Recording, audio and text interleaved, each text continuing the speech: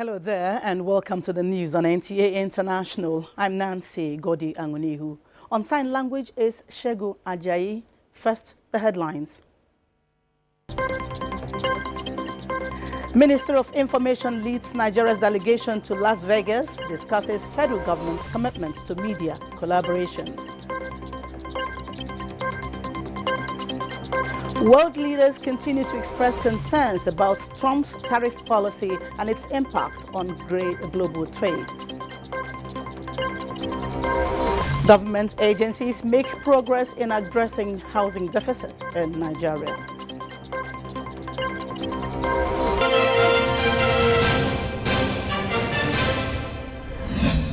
And now the news in full. The Minister of Information and National Orientation, Mohammed Idris, has reaffirmed the federal government's commitment to collaborating with key stakeholders in the global information and broadcasting sector to strengthen Nigeria's information dissemination framework. This was during discussions with prominent broadcast and information companies at the International Association of Broadcasters NAB-Show 2025 in Las Vegas, Nevada. Salihu Abdullahi Gonara reports. It is a global show of modern broadcast equipment. In line with the 5-point agenda of the ministry, Mohammed Idris emphasized that the administration of President Bola Tinubu is committed to adopting cutting-edge technologies and state-of-the-art equipment for federal government media organizations to ensure effective service delivery. This connected with the new hub. The renewed hub is about, seeing what is new around the globe, bringing best practices, bringing everyone together, fusing technology with content so that Nigerians can be better informed, not just in terms of infrastructure, but in terms of the new content that can be created for the benefit of all Nigerians. And this is one of the lessons that we are learning here, and this is what we are taking back home. He assured that part of his desire to harness the media ecosystem in Nigeria is to explore effective collaborations and partnerships that will allow local broadcasters to benefit from emerging technologies through training. Breaking new grounds for all of us to move forward in terms of broadcasting for our country. This is why we are here. And I think there's a great opportunity, and all of us are benefiting, and Nigeria is going to be better for it. The minister was accompanied by heads of agencies under the ministry, including the Director General of NTAi, Salihu Abdulhamid Dembos, Director Generals of News Agency of Nigeria, Voice of Nigeria, National Broadcasting Commission, and that of the Advertising Regulatory Council of Nigeria. We have seen how the technology is growing. We've had discussions with some of our partners. We have also interacted with new business partners. We're trying to see how we can improve on what we have already and also introduce some of these new technologies in order to foster the match that we are making progress in Nigeria. If we look at what we need to do differently, there are new technology that attempt to make and commercialize a lot of shortwave technology that is easy. This is more like an innovation. It has exposed myself and my agency to the fact that there's a convergence and we need to take maximum benefit of it.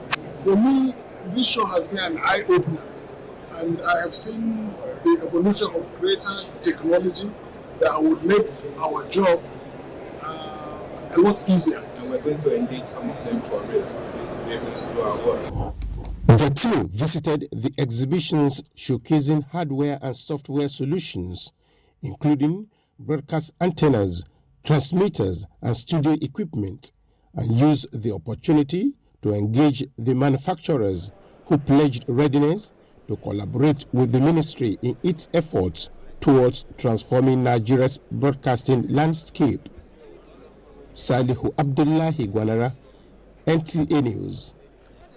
The Chairman, Joint Chiefs of Staff Committee of the Islamic Republic of Pakistan, General Shahir Shamshad Mirza, has commended Nigeria as a regional power and a pillar of stability on the African continent.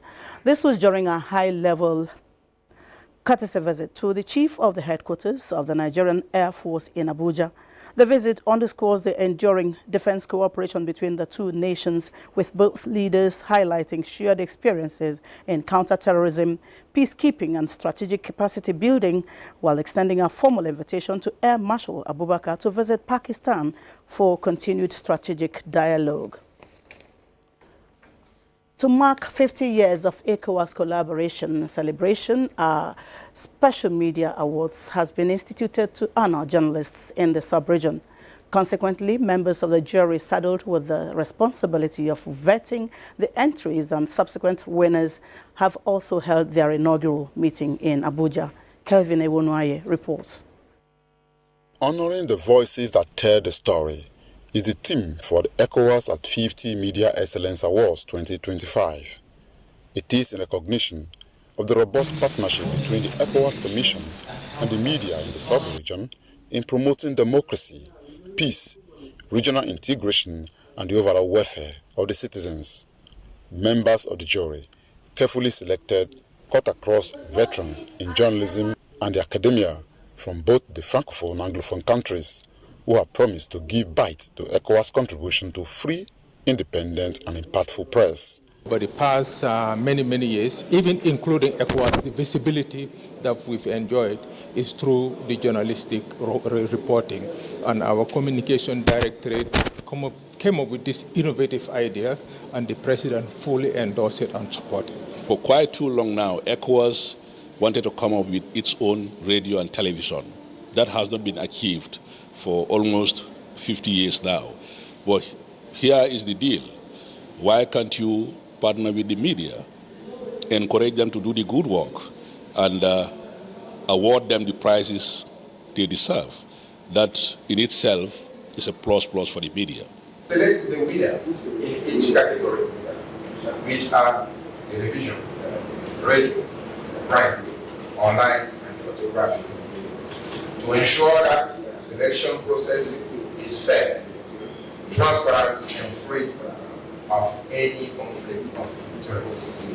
Winners of the ECOWAS at 50 Media Excellence Awards will be honored at a special ceremony in Abuja as part of activities marking the anniversary. In Abuja, Kelvin Ewunuaye, NTAi News. Côte d'Ivoire, the world's biggest cocoa producer, says Trump's tariff will affect the prices of cocoa and its products worldwide. From Apanya reports that China is equally raising its tariff on U.S. goods. The Trump administration last week announced tariffs of 21%, the highest in West Africa, on Côte d'Ivoire, as part of higher targeted duties on dozens of countries. In his reaction, Ivorian Agriculture Minister Kobenan Kwasi Adjomani says the country wants Washington to reconsider the tariffs. However, the country could raise export taxes on cocoa to earn more revenue, which would make the product more expensive for consumers. Côte d'Ivoire exports between 200,000 and 300,000 metric tons of cocoa to the U.S. each year, according to data from the Coffee and Cocoa Council. China says it will raise its tariffs on goods to 121% in the further escalation of trade war that threatens to bring exports to a halt between the world's two biggest economies. Beijing's retaliation sparked fresh market volatility, with European stocks seesawing following the announcement, while Tokyo and Seoul closed in the red. China's State Council Tariff Commission says new tariffs of 125% on U.S. goods will take effect Saturday, almost matching the staggering 145% level imposed on Chinese goods coming into America. The Chinese Finance Ministry says tariffs will not go any higher because there is no possibility of market acceptance for U.S. goods exported to China, an acknowledgement that almost no imports are possible at the new level. Beijing also posits it will file a lawsuit with the World Trade Organization over the latest round of levies announced by Trump. Meanwhile, superpowers clash. The EU says its trade chief Maros Sefcovic will hold talks with U.S. counterparts in Washington on Monday to resolve their own tariff parts. The European Union is willing to find win-win outcomes, mutually beneficial deals with our American counterparts to avoid tariffs and to avoid any harmful escalation that would be damaging on both sides of the Atlantic and indeed to the global economy. Frama Pani, NTAi News. 6 people, including 3 children, were killed after a helicopter crashed into the Hudson River in New York. The crash killed all those on board the aircraft, the pilot and the family from Spain. Mayor Eric Adams said 2 of the victims were initially taken to a hospital but later succumbed to their injuries. The chopper's landing skids were seen protruding from the river beside a tunnel vent as several boats clustered around the impact site. The helicopter flew south after taking off before heading up the Manhattan shoreline to the George Washington's Bridge, turning back towards the downtown Manhattan heliport, losing control and hitting the water near a Hoboken pier. The police commissioner said the aircraft was operated by New York.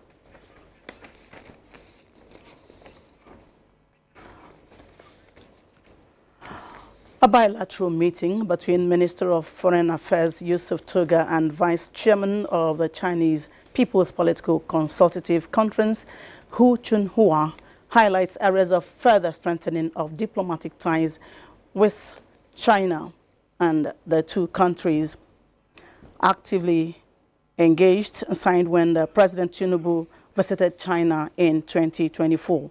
Garbanata Allah reports that Minister of Foreign Affairs Yusuf Tuga appreciates China for successfully hosting summits such as the Forum on China-Africa Cooperation (FOCAC) that promotes China-Africa partnerships. It is through such contact and engagement that we would reify the elevation of our relationship to a comprehensive strategic partnership. 我们期待着和尼方一起共同促进中美友好不断发展。And China is looking forward to working with Nigeria to promote the friendship and cooperation between our 2 sides. Given China's growing influence on Africa, Yusuf Tuga also reaffirmed Nigeria's commitment to the One China principle, just as China says it recognizes Nigeria's leadership role on the African continent.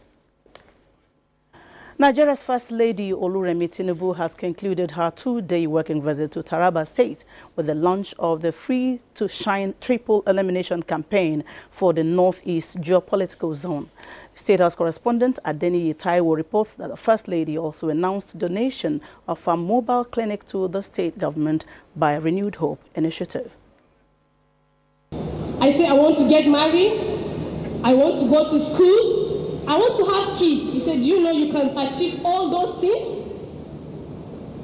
But standing here today to tell you for the past 19 years, today I've achieved all those. They are victims and at the same time conquerors of HIV/AIDS. And here they are with their bold testimonies of how early access to diagnosis, robust support system, and non-stigmatization of victims can help reduce vertical transmission of the disease.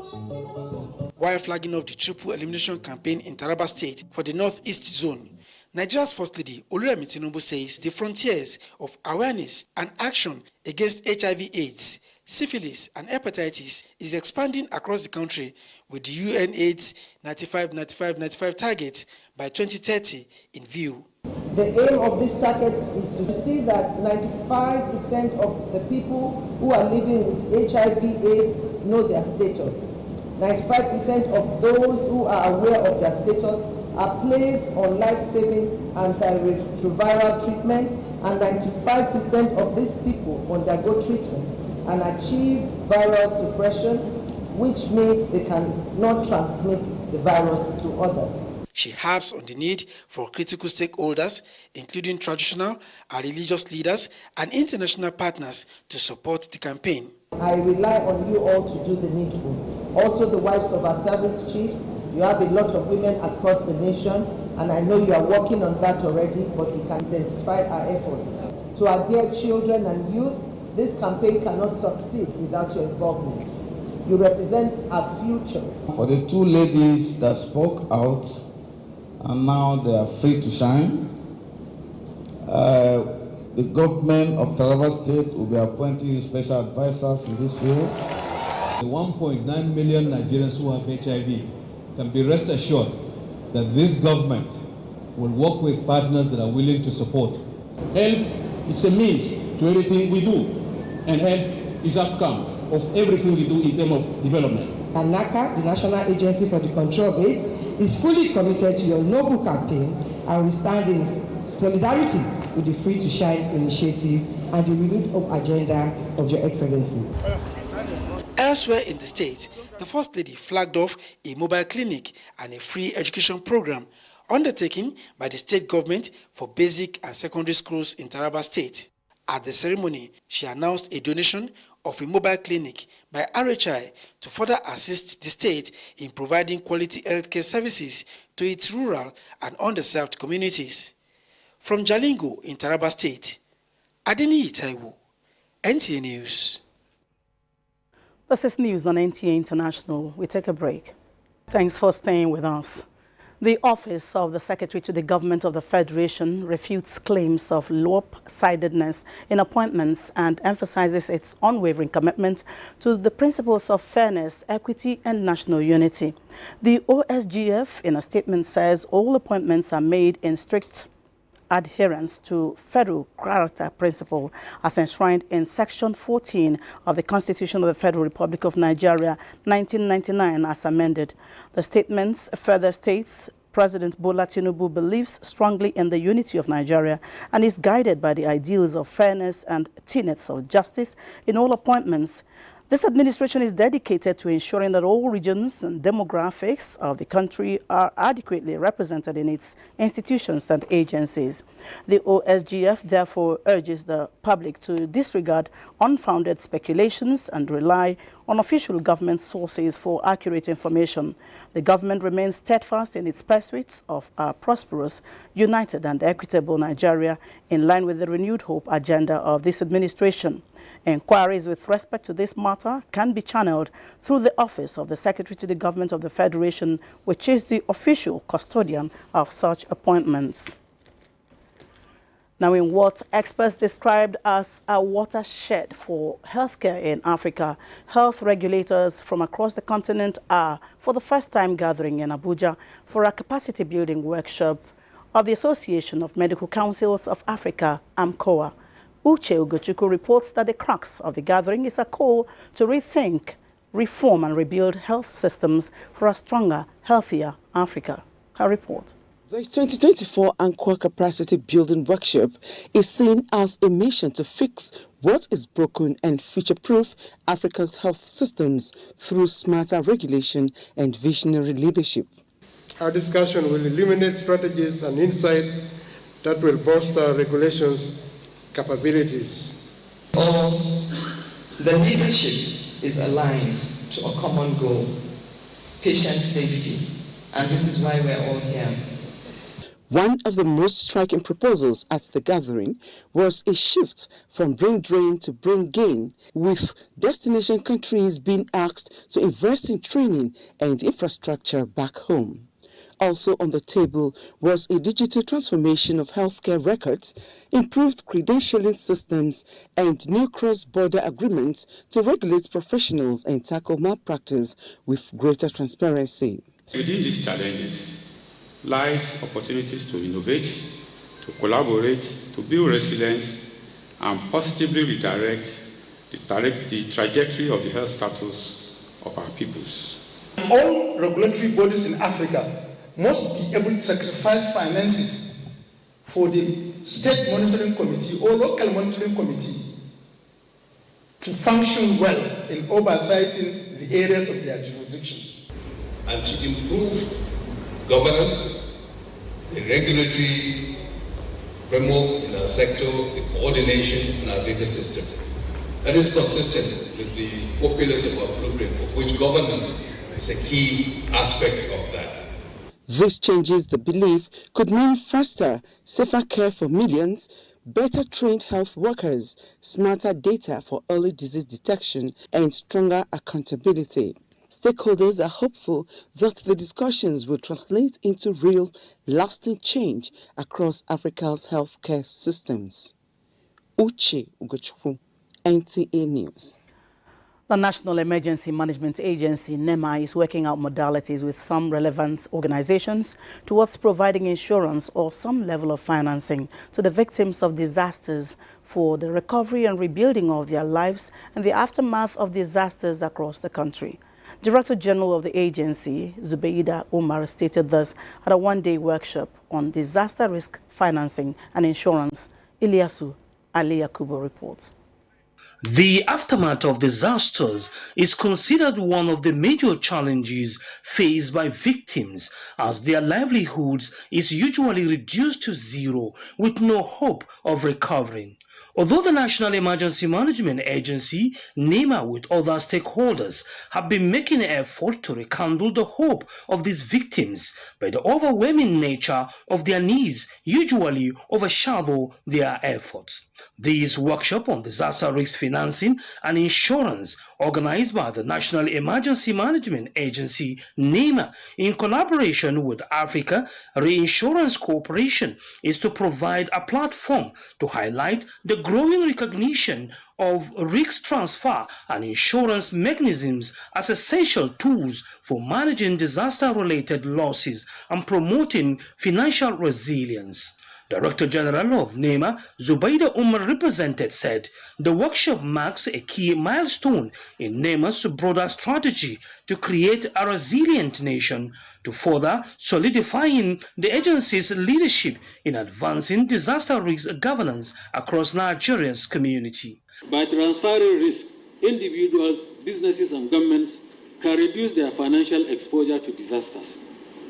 Risk transfer guarantees availability of resources for early recovery and building back better in recovery, rehabilitation, and reconstruction. The Chief Operating Officer, Africa Reinsurance Corporation, Ken Agogubie, said the workshop will focus on understanding the country's disaster risk landscape and exchange ideas on how, through public-private collaboration, insurance can meaningfully complement government efforts. Nigeria's approach to disaster management through innovative insurance mechanism and meaningful public-private collaboration. Participants are expected to bring to bear their vast experiences and expertise to mainstream insurance as a veritable tool for disaster recovery and sustainable development in Nigeria. In Abuja, Ilyasu Ali Yakubu, NTAi News. The Federal Government Staff Housing Loans Board has pledged to intensify efforts in delivering affordable accommodation to public servants, boosting welfare and productivity. Executive Secretary of the Board, Salamatu Ladi Ahmed, said this during an inspection tour of ongoing housing projects in key areas of the Federal Capital Territory. Hamman Jabani was there.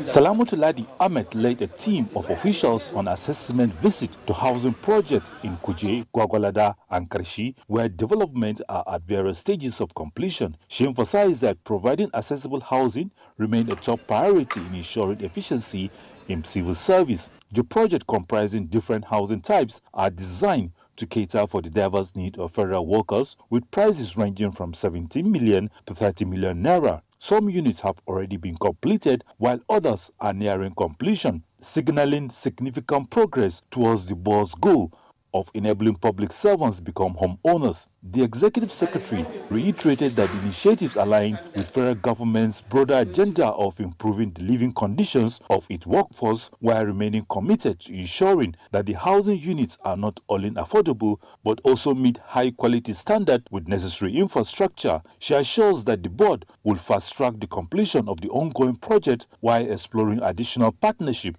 to expand housing opportunities and reduce the housing deficit among federal employees. So far you are collecting your salary from federal government, you are entitled to our loan. So I'm calling on the federal government to look at the plight of the civil servant and increase the funding of the board. If we can be able to get a pre-land, they give us a land, and other stakeholders help us with doing the infrastructures inside, just like what we did in Gwagwalada. And the developers will only do the building. By doing that, the prices of the houses will drastically come down to the level that civil servant can be able to afford it. The housing projects are expected to be inaugurated by June and are strategically positioned to ease accessibility of workers, transform the home ownership prospects of public servants, reaffirming the government's commitment to their well-being. Hamad Jabani, NTAi News. The Federal Ministry of Housing and Urban Development has flagged off the maiden edition of the Service Charter, which is a document that outlines the standards and expectations of stakeholders, customers, clients, and staff in service delivery. Francis Odojo reports that the Minister of Housing, Ahmed Musa Dangiwa, performed the actions said to be in line with the federal government's service delivery initiative. That was the unveiling of the maiden edition of the Service Charter. The Service Charter initiative is also part of the wider Civil Service Transformation Program, aimed at promoting greater commitment, innovation, and accountability across ministries, departments, and agencies, tilting toward the renewed hope agenda of President Bola Ahmed Tinubu's administration. The Minister of Housing, Ahmed Musa Dangiwa, appealed to the ministry staff to ensure that their roles are not just as jobs, but as national service. The launch of this service charter is not just a ceremonial gesture, it's a bold statement of our collective commitment to excellence, transparency, responsiveness, and accountability in the discharge of our duties to Nigerians. It sets out the standards of service that every department, unit, and staff of this ministry must uphold.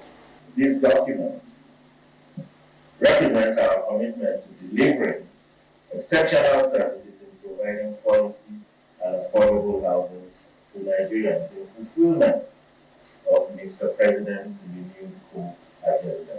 The National Coordinator of Servicom, Mrs. Unnenna Akajamili, in her presentation highlighted the benefits of Service Charter to include creating more public-private partnerships to bridge housing gap. It also raises expectations among customers and staff. Speaking to the renewed hope, and so this maiden service charter would help us to achieve all the aspirations as contained in the renewed hope of Mr. President. We are going to connect to touching more lives of citizens. Expectations are that the launch of the service charter in the ministry will offer Nigerians effective service delivery and changing the narrative of the housing sector in Nigeria. Francis Udojo, NTAi News. And with that report, we conclude the news. On behalf of Shegun Ajayi, who's been on sign language, this is Nancy Godiangonihu, thanking you for watching.